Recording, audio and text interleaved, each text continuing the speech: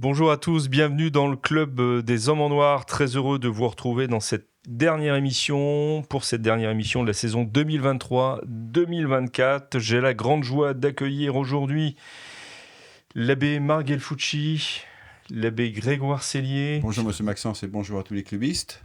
notre ami Jeanne Smith Bonjour Philippe Maxence, bonjour à tous. et notre ami Guillaume de Thuelois, Bonjour Philippe et bonjour à tous. que je remercie encore une fois d'être présent. Hein. Pas de secret, cette émission est enregistrée en même temps que celle de la semaine dernière, donc retrouvons les mêmes participants. Et c'est pourquoi je remercie vraiment très particulièrement Guillaume de Thuelois de s'être rendu présent au dernier moment pour cette émission. Cette émission, vous le savez, a besoin de votre soutien pour être présente la saison prochaine, à la rentrée prochaine. Donc n'hésitez pas soit à nous rejoindre, à cliquer sur le bouton rejoindre sur la chaîne YouTube pour nous soutenir et pour prendre un abonnement, soit en nous transmettant un don qui peut être défiscalisé en tapant sur votre moteur de recherche fdhn.fr, Fonds de dotation de l'Homme Nouveau, ce qui vous permettra donc d'avoir un don défiscalisable. Je remercie aussi tous ceux qui nous ont déjà apporté leur soutien, tous ceux qui nous ont également soumis des thèmes d'émission ces dernières semaines. Donc, ce sont des réserves pour la saison prochaine. Il y a vraiment des thèmes très intéressants. Mais pour que ces thèmes puissent être traités, eh bien, j'ai effectivement besoin de votre soutien financier. En attendant, nous allons terminer cette saison en évoquant une question peut-être peu habituelle, mais me semble-t-il assez réelle, puisque c'est aussi des bruits qu'on entend, surtout dans certains milieux qui nous sont très proches, qui voudraient que donc, le christianisme s'est dévirilisé ou dévirilise ceux qui se réfère à lui, voire est une religion de faibles, de mous, enfin traduisez ça de toutes les manières. Voilà, je lance le thème, l'abbé Cellier est prêt à partir.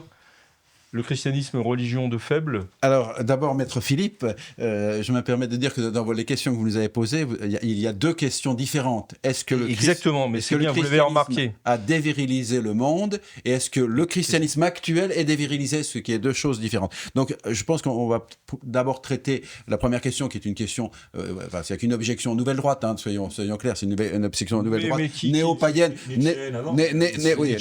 néo-païenne, même s'ils ne sont pas plus païens que moi, je suis joueur de clarinette, puisqu'ils n'adorent aucun dieu dans la réalité. Mais voilà, donc effectivement, je pense que la virilité, au sens moral, hein, c'est la vertu de force, être capable d'affronter des choses difficiles. Et la chose la plus difficile, c'est la mort certaine.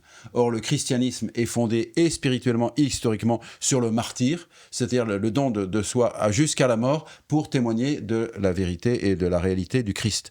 Ensuite, la chose moins difficile, c'est la mort possible, et notamment la guerre. Hein. Or, le christianisme, la civilisation chrétienne a produit la chevalerie, et la chevalerie a été notamment dans les croisades. Je ne pense pas que ça signifie un manque de virilité. Ensuite, il y a aussi la mort possible dans l'aide aux malades, aux gens contagieux. Et je rappelle quand même que le christianisme est celui qui a inventé tout simplement les congrégations hospitalières, c'est-à-dire le soin aux malades généralisé, c'est le christianisme. Et enfin, pour se situer, la vertu de force, c'est aussi, je dirais, la constance face à des choses longues, pas difficiles en soi, mais longues et plus ou moins pénibles par leur répétition. Et je pense quand même que le christianisme, avec sa spiritualité du devoir d'État, et de l'engagement, notamment de l'engagement dans le mariage, manifeste cette vertu de force, de constance, de fidélité, qui est voilà. Et je pense que c'est quand même comment dirais-je, Saint Martin, grand saint chrétien, le premier confesseur, hein, le premier saint canonisé qui n'était pas martyr, lorsqu'il décide de se retirer de l'armée romaine, on lui dit « Vous êtes un lâche », il dit « J'avancerai vers l'ennemi sans armes », n'est-ce pas ? Je n'ai pas peur de la mort, mais je dois servir un bien supérieur qui est Dieu. Moi, personnellement, on n'a jamais dit, au contraire, Saint Jean-Baptiste dit aux soldats, quand il dit qu'est-ce qu'on doit faire, soyez des bons soldats et prenez pas plus que votre solde, mais on n'a jamais détourné les soldats et les gens qui risquaient leur vie de faire leur travail, les pompiers, les je sais pas quoi, les médecins, etc. Alors merci Monsieur l'abbé, vous avez mis au début de votre intervention très dynamique, vous avez mis en cause la nouvelle droite et peut-être pour les plus jeunes de ceux qui nous regardent ou qui nous écoutent, bien dire ce que c'est, puisque on pourrait penser que la nouvelle droite c'est la nouvelle répartition des partis politiques suite à la dissolution de l'Assemblée nationale qui a un peu bousculé effectivement la droite. Voilà, non, c'est un courant, je dirais, culturel et politique issu de la guerre d'Algérie qui a estimé que le combat purement politique ne pourrait pas fonctionner tant que on n'avait pas renouvelé, je dirais, la culture d'une société. Et un des axes de cette nouvelle droite, eh bien, le Grèce, la Nouvelle École, Alain de Benoît, bon voilà, c'est des noms que vous pourrez taper sur des moteurs de recherche, eh bien, a décrété, à la lumière en particulier de Nietzsche, que c'est le christianisme qui était la cause de l'effondrement de la civilisation occidentale moderne et qu'il fallait remettre en cause le christianisme et aller vers un néo-paganisme pour reconstruire une nouvelle civilisation plus ou moins gréco-romaine, plus ou moins héroïque, etc. Merci de cette précision, Monsieur l'abbé. Chers amis, vous êtes en train de regarder le Club des Hommes en Noir. Je me permets juste de vous dire que saint Ambroise disait que nous ne serons pas jugés sur ce que nous aurons donné, mais sur ce que nous aurons gardé. Vous nous regardez ? Eh bien, ne gardez pas pour vous tout cela. Donnez-vous. Allez maintenant dans la description de la vidéo pour effectuer votre don. Un grand merci. Alors, d'autres réactions sur le fait que effectivement, l'abbé Sellier qui avait bien préparé son coup, hein, quand même, il faut le dire, puisque maître, comment vous avez Maître Philippe. Maître Philippe, il l'avait aussi bien préparé. Salut, Maître Philippe. Mais ça me va très très bien. Donc, sur le fait que le christianisme a dévirilisé le monde occidental, mais peut-être même plus largement. Guillaume de Thieulois. Ce qui n'est pas du tout Nietzsche, évidemment, est le grand auteur là-dessus, mais c'est quelque chose qui n'est pas du tout moderne. Cels attaque... Cels, c'est un penseur païen de 3e ou 4e siècle, attaque les chrétiens pour ça. Et les attaque en disant « vous n'avez pas les vertus païennes ». Et objectivement, il y a quelque chose de vrai dedans. Nous n'avons pas les mêmes vertus. On a les mêmes vertus cardinales, évidemment, mais on ne les applique pas de la même façon dans le christianisme et dans le paganisme. Et donc, moi, je comprends très bien la critique. Je pense qu'elle tombe à plat, spécialement quand elle est moderne ou postmoderne. On peut pas dire que nous ayons détruit l'Occident quand c'est nous qui l'avons fait. En l'occurrence, c'est le christianisme qui a fait l'Europe et c'est pas le paganisme gréco-romain. Hein. Mais en même temps, ce que vous dites, c'est qu'il y avait chez Cels, par exemple, et ses continuateurs, puisqu'il se réfère il se réfère aussi à Cels, de tous ceux qui se reconnaissent. Voilà, c'est ça. Il y avait une réalité, c'est-à-dire qu'on a quand même une autre vision. Le fait que le Christ, par exemple, dise que quand on te frappe, il faut tendre l'autre joue. À mon avis, il y a deux choses. Il y a l'admiration pour Sparte, qui a été très fortement relancée par la Révolution dite française, qui, à Sparte, vous savez que tous les faibles devaient être exposés à la mort. Spécialement les handicapés et les vieillards, etc. Donc ils étaient très favorables à l'euthanasie, à l'avortement, et donc le christianisme étant très hostile pour le coup à l'application de la mort pour les innocents, il y a une forte critique des païens qui disent mais attendez, vous pouvez pas laisser vivre des gens qui sont des dangers pour la cité qui ne peut pas se défendre. Ça c'est le premier aspect, et puis le deuxième aspect c'est pour les païens anciens, c'est vous n'êtes pas traditionnel. C'est ce qu'on disait la semaine dernière. C'est on nous attaque en disant vous avez inventé une tradition. Non, c'est une tradition très ancienne aussi. et qui même est tout à fait compatible avec Platon ou Aristote. On l'a montré depuis... comme l'ont montré les siècles chrétiens. Oui, il me semble que cette... Jeanne, vous êtes la femme de service, là, c'est pardon, mais... Sainte Thérèse d'Avila avait des vertus viriles, dit-on. Oui, ça c'est certain, même. C'est pas juste une rumeur. Une rumeur, pardon, pour le... Juste une rumeur. Mais oui, en effet, tendre l'autre joue, pardonner les offenses, tout cela est considéré comme pas conforme avec finalement l'orgueil. C'est une opposition entre l'orgueil païen, où l'homme se sent grand, et la petitesse chrétienne qui se sent effectivement poussière devant Dieu, mais qui dispose quand même de l'inhabitation divine grâce au sacrement. Et quand on est en état de grâce, c'est le cas, ça n'est pas rien. Et il me semble que reprocher au siècle chrétien d'avoir affaibli, dévirilisé, il suffit d'ouvrir les yeux, il suffit de voir la conquête, les efforts d'évangélisation qui se font soit avec, soit sans conquête. Enfin, c'est totalement absurde. Donc, je pense qu'il y a une haine de la foi qui s'exprime dans cette critique à l'égard de l'Église. Et je voudrais ajouter quelque chose. Il y a un historien d'art anglais qui s'appelle Kenneth Clark, qui d'ailleurs s'est converti sur son lit de mort, qui a fait toute une série sur l'art en Occident. Et il observe que l'art est catholique, et c'est pour ça qu'il va se convertir juste avant de mourir. Et il observe que les sociétés qui produisent les plus belles œuvres sont aussi des sociétés viriles. Ce sont des sociétés qui se battent, ce sont des sociétés où on défend des valeurs. Personnellement, autant l'autre joue, mais collectivement, on se défend, et collectivement on attaque quand il le faut, et c'est dans ces contextes-là que naît la beauté. Il dit, je ne sais pas pourquoi, on peut le déplorer, mais c'est comme ça. Or, la beauté de la civilisation européenne est le signe à la fois de cette foi qui incite chacun à se mettre en question, y compris les chefs d'État ou les rois qui vont aller se confesser et qui craignent pour leur salut éternel. Et c'est cette force qui permet l'éclosion d'un art qu'on n'a pas connu ailleurs. Monsieur Abbé Gelfucci, on ne vous a pas encore entendu. Voilà. Enfin, je ne vous ai pas encore donné la parole, voilà. directement. Je prendrai deux exemples, dont un que j'aime beaucoup, mais exprès, j'en prendrai un petit pour introduire celui que je préfère. C'est par exemple l'orgueil qu'il y a dans le duel. Et la violence qu'il y a dans le duel. L'Église catholique a toujours combattu le duel. Et à toutes les époques. Et au point qu'elle a vaincu.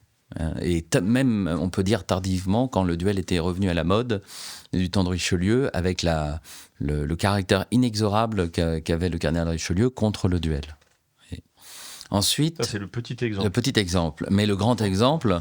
C'est, comme l'abbé Sellier l'a magistralement présenté avec la vertu de force, c'est le mariage. Et la faiblesse du paganisme, et même la faiblesse du cœur sclérosé, du cœur de pierre du peuple hébreu, c'est la répudiation. Il est tellement facile de répudier sa femme pour en prendre une autre, il est tellement facile d'en prendre une deuxième, parce que la première a vieilli, si vous voulez, mais plus facile, je ne sais pas si... L'amour, le fait que l'homme découvre toujours son épouse, l'aime, au-delà de la première affection, du fait que dans le mariage, il y a beaucoup de romantisme au début, le mariage l'amour rend aveugle et le mariage rend la vue, n'est-ce pas ? Eh bien, cette persévérance et dans le couple qui ensuite subjugue les enfants qui voient leurs parents fidèles et les grands-parents qui sont présents. Alors bien sûr, nous avons des chutes, bien sûr, mais le fait même que cette modernité... et là, nous allons aborder peut-être dans une deuxième partie, comme disait l'abbé Sellier, cette modernité a divirilisé profondément la société en réintroduisant le divorce, qui est une répudiation païenne. Alors pour vous, donc, si je comprends bien, le mariage est un exemple d'exercice de la vertu de force. Et de la virilité de la société. Et donc de la vérité de la société. Alors, juste une petite chose. vous Vous avez cité cette phrase, si on te tend la joue droite, on te frappe sur la joue droite, tend la joue gauche.